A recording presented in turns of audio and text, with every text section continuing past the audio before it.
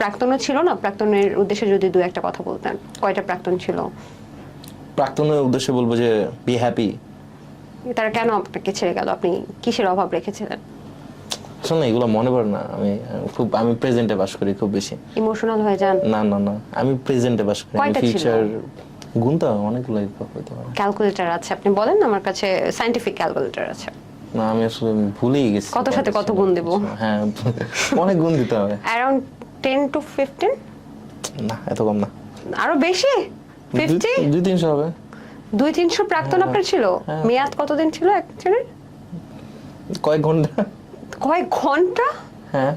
ও আচ্ছা, আপনি কি মানে আপনি যে অ্যানসার এক্সপেক্ট করতেছেন আমি এমনি অ্যানসার দিতেছি। আপনি যা শুনতে চান তা আমি শুনুন। সিরিয়াসলি জানতে চাচ্ছি কয়জন প্রাক্তন ছিল? একজন। একজন? দুইজন। সে কি দুইজন হ্যাঁ।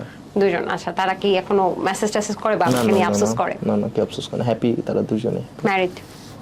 আমি কেমনে জানি? আমি প্রাক্তন খবর খবর রাখেন। আর প্রেজেন্ট যিনি আছেন তিনি কেমন?